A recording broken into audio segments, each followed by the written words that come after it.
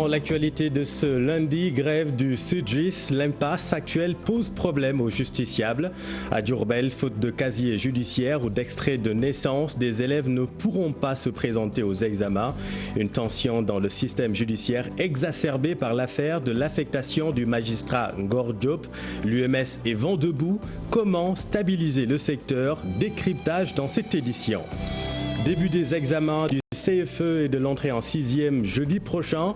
L'inspection de l'éducation a donné des assurances pour le respect des gestes barrières dans les centres. Un comité régional de développement a été organisé ce matin. Les détails dans ce journal.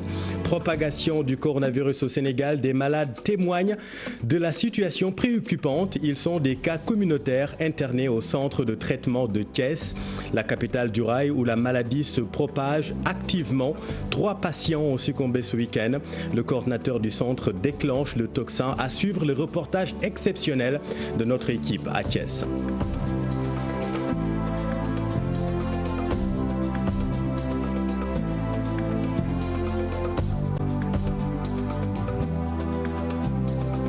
Mais d'abord, ce drame à Rufisque, le corps sans vie d'un adolescent a été retrouvé cet après-midi dans un bassin d'eau. Les faits se déroulent au quartier Diorga Montagne. Le corps de ce garçon de 16 ans a été repêché par les sapeurs-pompiers avant de l'acheminer à l'hôpital. C'est un peu une zone de turbulence que traverse la justice sénégalaise. Depuis 2 mois maintenant, la machine fonctionne au ralenti avec la grève du Sudjus. Les grévistes, vous le savez, réclament toujours le respect du protocole signé avec le gouvernement. Autre source d'angoisse, c'est la colère des magistrats suite à l'affectation de l'un d'eux. Comment éviter la crise dans le système, voire une paralysie de la machine judiciaire? Décryptage, Alassane Ba et Pape Sangodembaye. Le système judiciaire traverse des moments très difficiles. D'un côté, la grève du Sudjus, de l'autre, un bras de fer engagé entre l'UMS et l'exécutif après l'affectation du magistrat Ngor Diop. Pour Maître Sey, la grève des greffiers doit cesser. La justice est un pilier essentiel de la République. Si la justice ne fonctionne pas, une partie de la République ne fonctionne pas. Et aujourd'hui, les avocats qui représentent les justiciables en justice en pâtissent aussi. Et c'est pourquoi, encore une fois de plus, j'en appelle à la responsabilité des uns et des autres. Il faut qu'il y ait des concessions réciproques, mais il faut que les parties se retrouvent. Le fonctionnement administratif est complètement bloqué. Il y va de la délivrance des casiers judiciaires, des jugements. Donc, tous les acteurs en souffrent. Les magistrats, les avocats, les justiciables également. Pour le cas des magistrats, Maître Aboubakry Baro convoque l'élégance républicaine. La courtoisie républicaine devrait éviter à une autorité de la République de procéder ainsi. D'autant plus que les conditions dans lesquelles il a été affecté n'ont pas été respectées, car j'ai eu à le dire tout à l'heure que l'article 6 de la loi de 2017 parle d'affectation qu'en cas de nécessité de service. Donc cela pourrait porter un énorme préjudice, un coup à l'indépendance de la magistrature, de la justice de façon générale. À chaque fois qu'on viole la loi, à chaque fois qu'on fasse un détournement de pouvoir, la justice en pâtit. Nous voulons une justice forte, une justice indépendante, des magistrats indépendants, qu'on laisse faire le travail avec indépendance. Sinon, tout le monde en pâtira. Un dialogue s'impose face à ce cocktail explosif. Un dialogue sincère avec les greffiers pour le bien de tous. Pour l'UMS, il s'agit de réparer une injustice pour l'indépendance de la justice. Oui, Alassane, la grève du Sudjus n'est pas sans conséquences à Diourbel. La grève des travailleurs de la justice indispose. Les citoyens, des élèves ne peuvent pas se présenter aux examens scolaires. Certains qui espéraient candidater au concours professionnel sont laissés en rade. Les avocats aussi ne peuvent plus suivre les dossiers de leurs clients. Nous y reviendrons avec Babacar Diouf et Ndongo Ndiaye. Parlons éducation. La commune de Dakar Plateau fin prête pour un bon déroulement des examens examens du CFE et du BFM. L'inspection de l'éducation et de la formation a donné des assurances pour le respect strict du protocole sanitaire. C'était ce matin lors d'un CRD pour le CFE. C'est 3507 candidats au total répartis dans 19 centres. Concernant le BFM, les 4056 candidats inscrits à Dakar Plateau composent sur 12 centres d'examen. Voyons tout cela avec Maïmouna Ndiaye et Youssou Baro. Dans un contexte assez particulier lié à la propagation du Covid-19, il est impératif de revoir l'organisation des examens. C'est tout le sens de ce comité régional de développement dans la commune de Dakar Plateau. Cette année, le focus a été mis surtout sur le protocole sanitaire pour une meilleure prise en charge effectivement des élèves à l'entrée du centre jusqu'à la sortie du centre, des enseignants et des parents effectivement qui les conduisent. Dans ce sens aussi, il faut dire que nous avons cette année retenu les mêmes centres. Nous avons 19 centres à l'élémentaire et nous avons 12 au niveau du moyen, avec je crois 3507 candidats pour l'élémentaire et 1584 pour le BFM. Au niveau de l'inspection de l'éducation et de la formation, le combat est le même. C'est de faire en sorte que les surveillants soient présents. C'est de faire en sorte que le matériel, que ce soit les épreuves, que ce soit le petit matériel d'accompagnement, que tout soit mis en place pour que les gens puissent travailler dans les meilleures conditions. Cette année, nous, au niveau des IF, nous allons procéder à l'anonymat, nous allons procéder au fouillettage, nous allons mettre en place donc une commission spéciale qui va se charger de faire tout ce travail-là pour qu'enfin qu'on puisse remettre une note à l'académie qui fera la saisie. Les municipalités sont aussi appelées à appuyer cette initiative. Déjà, nous, on a remis un lot symbolique de masques, n'est-ce pas, à l'IF pour faire face. Donc, après ce protocole sanitaire, que toutes les dispositions prises au niveau de la sécurité, vous avez vu, les différents commissaires de police sont sur place aujourd'hui pour veiller au grain.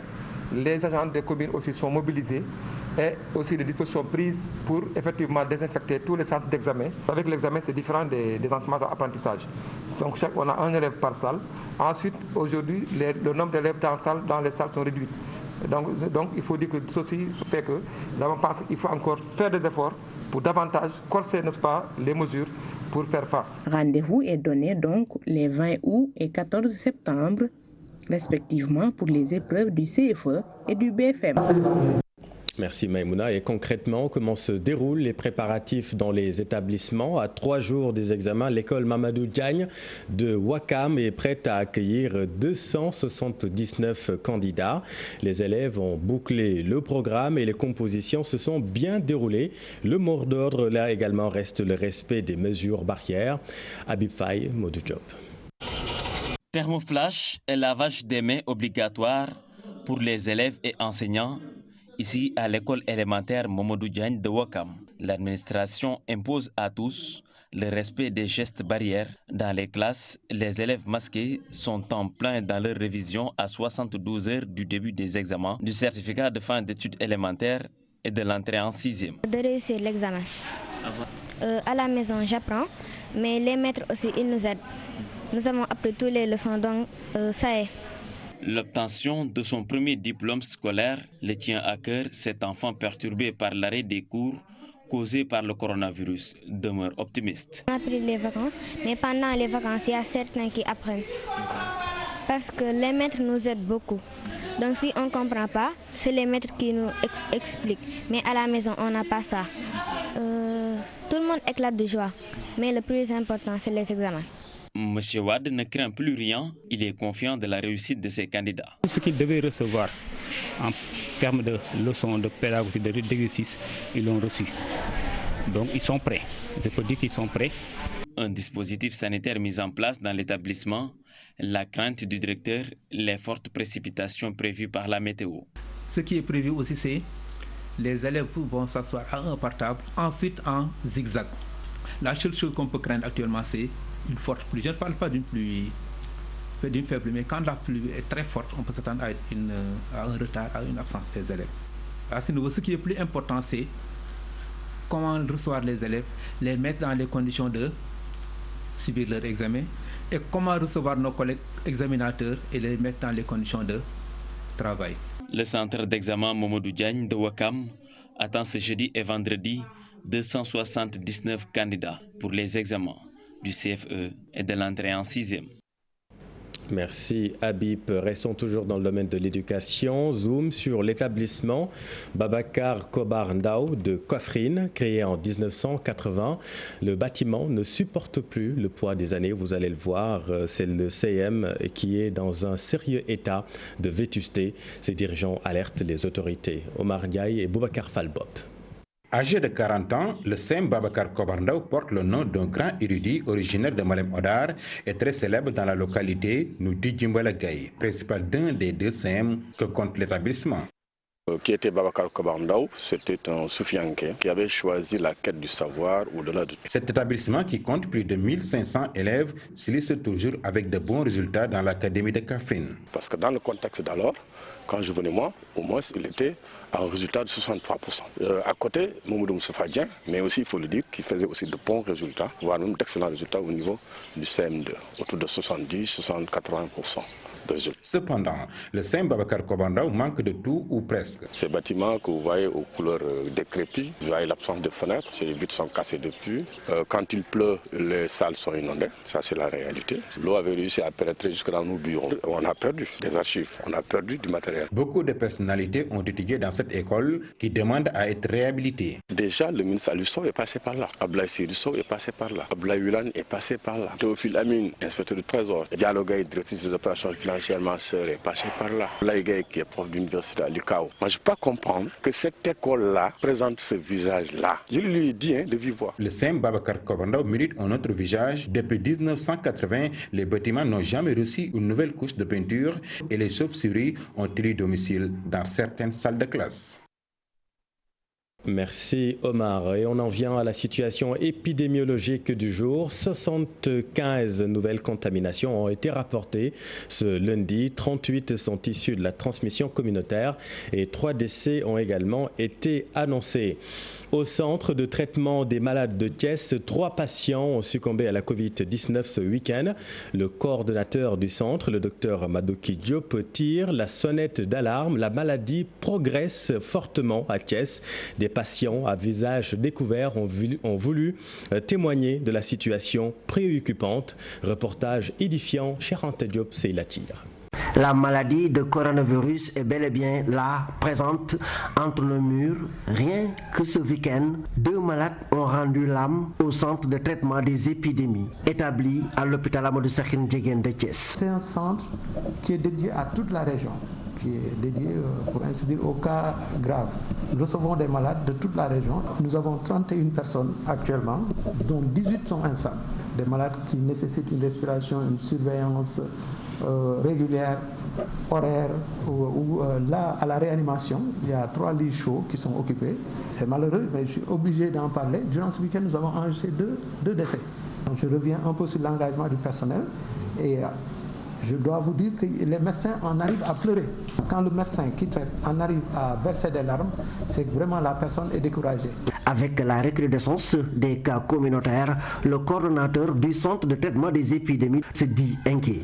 Et après la Tabaski, nous avons enregistré une recrudescence des hospitalisations et qui plus est de cas graves. Cela mène à réfléchir. Et nous pensons que la population a fait une petite confusion entre l'item vivre avec le virus et la baisse de la garde. Dans le lot des personnes les plus touchées, Dr Madoki Diop regrette la présence de plusieurs jeunes. Les jeunes sont particulièrement touchés et on a eu des patients de 22-25 ans ici. Notre confrère Gustave Emmanuel Faye de la DSTV de Thiès, malade du coronavirus à visage découvert, témoigne. C'est pour vous dire que la maladie fatigue tout le monde et les cas communautaires ne cessent d'augmenter de jour en jour, d'heure en heure. Alors ce qu'il nous faut, nous Sénégalais, citoyens africains, parce que là où je suis dans le centre de traitement de l'hôpital Amadou Sakhine Ndiéguène, nous sommes bien traités.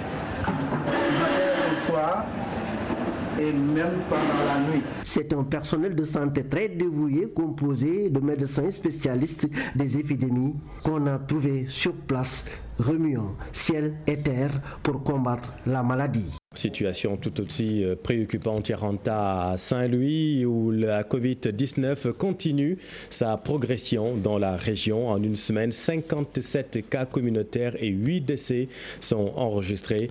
Le virus gagne du terrain là-bas également. Voyons tout cela avec Ousseynou Diop, Habib Seck. Août 2020, la région de Saint-Louis a enregistré 69 nouveaux cas. Le nombre de patients en cours de traitement est aussi passé de 33 à 70. Cependant, plus d'une trentaine de patients ont été déclarés guéris et sortis de l'hôpital. Les cas communautaires ont connu une progression fulgurante, surtout au niveau du district de Saint-Louis, qui a enregistré 46 sur un total de 57 pour la région de Saint-Louis. Aujourd'hui, tous les quartiers de la ville sont touchés avec une progression naturellement plus rapide dans les zones de forte densité. À ce jour, le bilan depuis le début de la pandémie fait état de 172 patients déclarés répartis comme suit. 126 pour le district de Saint-Louis, 42 pour le district de Richard-Toll, 3 pour Podor et 1 pour Pété. À ce jour, 67 patients ont été déclarés guéris, 70 sont encore sous traitement et 6 patients ont été évacués. La région a enregistré 8 cas de décès liés à la Covid-19, mais le CTE n'a pas enregistré de décès. Les cas de décès notés sont souvent des patients consultés tardivement et reçus au service d'accueil et d'urgence ou à la réanimation de l'hôpital régional de Saint-Louis dans un tableau de gravité souvent associé à une détresse respiratoire. Merci Ousseynou. À Kaffrine, 24 infirmiers chefs de poste ont bénéficié d'un renforcement de capacité en matière de prise en charge du paludisme grâce au programme national de lutte contre le paludisme à travers la région médicale de Kaffrine.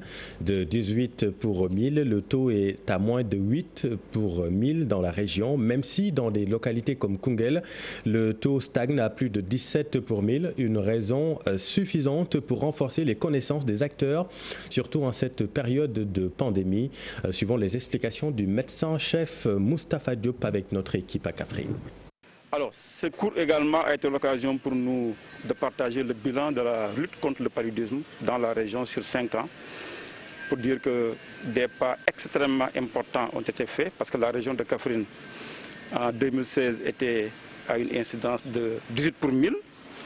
Et le rapport de 2019 montre une incidence de 8 pour 1000. Ça veut dire que nous avons fait une baisse de 10 points en 5 ans grâce aux interventions extrêmement importantes qui ont été mises en œuvre dans la région. Mais si on y va de près, en faisant ce qu'on appelle une analyse désagrégée à l'intérieur des départements, nous nous rendons compte que le département de Koungheul, en tout cas, se distingue du lot avec une incidence en 2019 de 17 pour 1000. Ça veut dire qu'il a dépassé largement la moyenne régionale qui est de 8 pour 1000. C'est pourquoi aujourd'hui tous nos efforts sont concentrés dans ce district en termes d'intervention pour les renforcer, mais également pour les peaufiner, pour en faire en tout cas une réussite totale. Et puis retour sur l'incendie vorace qui a ravagé le marché central de Kaolack ce samedi. Le président de la chambre de commerce, Serigne Mboup, s'est rendu sur place. Il a témoigné toute sa solidarité aux commerçants sinistrés. Il a tout de même souligné l'urgence de moderniser le lieu de commerce. Le voici interrogé par notre équipe à Kaolack. Donc aujourd'hui, le plus important, c'est que les acteurs s'unissent. Eux-mêmes s'unissent ensemble pour avoir une directive, parce qu'on ne peut pas aider une personne sans qu'ils soient ensemble pour avoir une directive. Mais la chambre de commerce est là avec eux parce qu'ils sont des élus dans les chambres. La chambre est très facile entre eux de les organiser parce qu'on est en train d'organiser les agriculteurs, on est en train d'organiser les éleveurs, pourquoi pas de ne pas organiser les commerçants. Donc nous sommes disponibles pour vous encadrer. Parce que moi je témoigne quelque chose. L'État a déjà fait, le président Macky Sall, quand il était venu ici, il avait promis de construire le marché.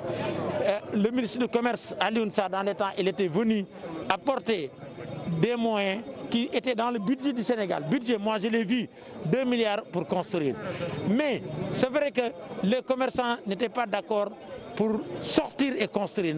C'est vrai, c'est normal. On ne peut pas sortir une personne sans de lui donner un demeure bien pour le construire. Mais on peut construire à l'intérieur. Il est possible avec les architectes, avec les gens, de construire en restant en intérieur. Mais si on ne le fait pas, chaque année, chaque 3 ans, malheureusement, nous aurons assisté à la même chose. Lutte contre le terrorisme et le banditisme transfrontalier. À la suite du voisin mauritanien, le Sénégal ouvre un poste à Koundél, au cœur du Dandé-Mayo. Une réalisation du PUMA qui, selon les autorités locales, vient renforcer le dispositif déjà existant tout au long de la frontière. Ali Bandeliank. Même si la lutte contre la pandémie de la Covid-19 occupe toutes les communautés, la sécurisation des frontières contre le terrorisme et le banditisme reste une préoccupation des pouvoirs publics. À travers le PUMA, le programme d'urgence de modernisation des axes et territoires frontaliers, un poste de police et des douanes vient d'être ouvert à Koundél, dans la commune de Nabadji-Civol, au bord du Dandé-Mayo. Qui consiste donc à inaugurer notre premier poste frontalier. Nous en avons encore effectivement à Diabougou, dans le Saraya aussi également, etc. Mais véritablement, c'est la troisième composante du PUMA qui est aujourd'hui en marche, avec tout le programme d'investissement qui est prévu au niveau des zones frontalières, dont certains sont arrivés à maturation, d'autres vont démarrer cette année. Et nous sommes heureux aujourd'hui à Koundél, en face de la Mauritanie, d'offrir aux populations locales, aux populations même de l'autre côté donc de la rive, d'avoir à faire face à des services administratifs de proximité qui leur permettent de procéder à toutes les formalités qui s'y est en matière donc de mouvement transfrontalier. Une réalisation qui, selon le gouverneur de Matam, est de nature à rassurer les populations qui vivent le long du Dandé-Mayo, que leur sécurité est bien prise en charge par le président de la République. C'est une infrastructure qui participe donc au renforcement du maillage sécuritaire dans notre région, d'autant plus que dans notre circonscription, les questions de sécurité sont d'une certaine prégnance au regard donc de sa situation, parce que positionné le long de la frontière avec la Mauritanie, mais également au regard du contexte sécuritaire sous-régional. C'est pour nous l'occasion une fois de plus encore de féliciter le PUMA à travers ces réalisations-là, et celle-ci participe véritablement à sécuriser le flux entrant et sortant à partir donc de Koundél. En présence des autorités de la police des frontières et de l'administration des douanes, les éléments en poste à Koundél ont désormais en charge la sûreté et la sécurité de cette zone aussi stratégique. Merci Ali. Retour à Dakar, et si vous êtes en deux roues, sachez que la surveillance sera beaucoup plus corsée dans la commune de Dakar-Plateau. Plus question, selon les autorités, d'accepter la circulation irrégulière des motocyclistes. La police est mise à contribution. Cela fait suite à une série d'agressions et vols à l'arraché notés dernièrement. Suivons là-dessus les explications du sous-préfet de Dakar-Plateau, Djibi Diallo. On ne peut plus accepter que des gens puissent conduire des motos quand même qui ne sont pas dotés de plaques d'immatriculation. Et il ne faut pas aussi que les gens en profitent pour faire ces fausses plaques. La police est très futée pour comprendre cela. En tout cas, des décisions ont été données dans ce sens. Et je crois que désormais, ceux qui porteront les deux roues en dehors des services reconnus de l'État, en tout cas, devront se faire identifier. Et à ce niveau-là, je crois que des positions seront prises. Mais la question d'organisation ne sera pas en tout cas discutée ici, mais sera discutée ailleurs avec les forces de défense et de sécurité. Maintenant à Tambacounda, en lieu et place d'une marche pacifique non autorisée pour éviter les rassemblements. Le mouvement Action Soldats des Jeunes du Boundou, département de Goudiri, exige des solutions face aux préoccupations des populations. Des préoccupations qui ont pour nom absence de routes praticables, manque d'ambulances pour les évacuations et de plateaux techniques dans les structures de santé. Le mémorandum a été donné au gouverneur de Tambacounda. Reportage Mamadou Omar Gueye et Amadou Djedjo. Avec l'absence de routes praticables en période d'hivernage, le déficit criard d'infrastructures sanitaires et d'ambulances, les populations des localités les plus éloignées de la zone du Boundou, département de Goudiri, vivent dans un véritable calvaire. Une situation que déplorent les membres du mouvement Action Soldats. Voir les difficultés que les Boundounkés rencontrent, tous nos mamans, nos filles et nos épouses qui rencontrent, parce qu'on perd souvent des mamans pour l'accouchement. on voit souvent des pannes d'ambulance sur la route de Boundou et des voitures qui tombent, des accidents. Faire parler au gouverneur de la région de Tambacounda pour qu'il puisse nous aider et faire passer le message jusqu'au président de la République. C'est juste ça que la manifestation n'a pas eu lieu, donc à cause de la maladie. Voilà, on leur a remis le mémorandum avec des photos d'accompagnement pour des preuves. Le gouverneur aussi nous a promis qu'il va faire passer le message.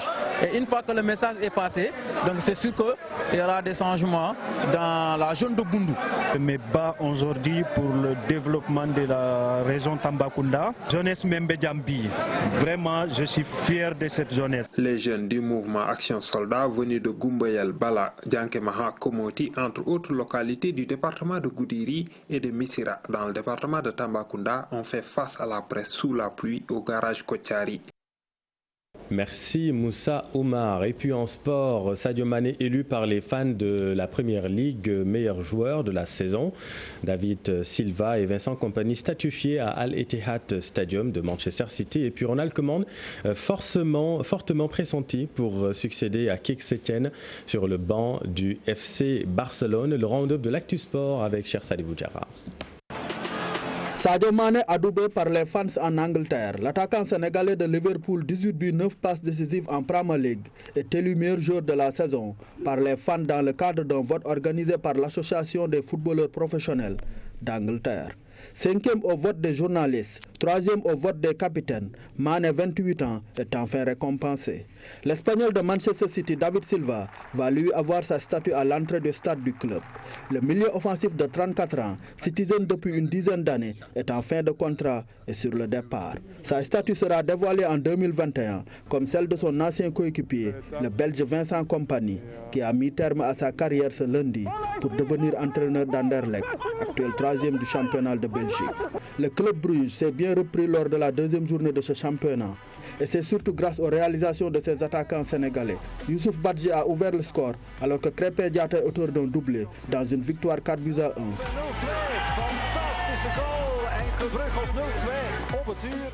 Le FC Barcelone, humilié par le Bayern Munich, commence déjà à faire le ménage. L'entraîneur Kik Setien va être limogé à l'issue de la réunion du comité directeur de ce jour.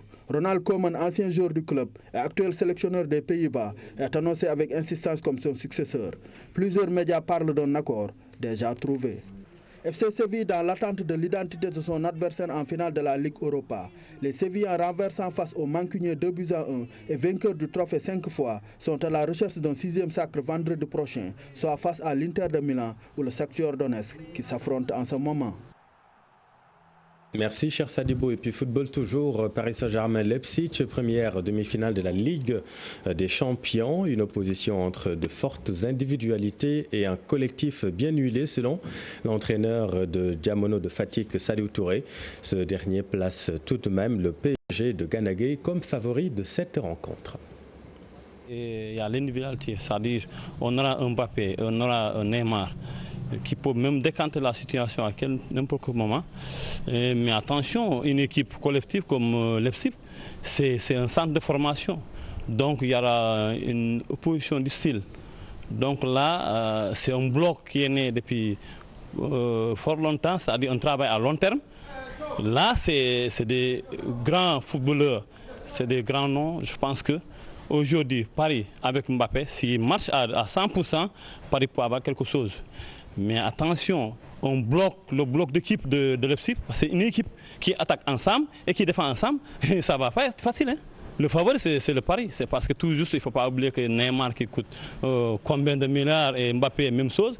On peut dire que c'est le favori. Mais attention, le football, moi j'ai l'habitude de le dire, tout le temps, les réalités c'est dans le terrain. L'exemple c'est le match de Lyon et Manchester City. Voilà, c'est la fin de cette édition. Merci de l'avoir suivi. L'info continue dans Soir d'Info avec vous, Fama. Vous recevez ce soir le docteur Cheikh Oumar Ba. C'est à vous. Merci beaucoup.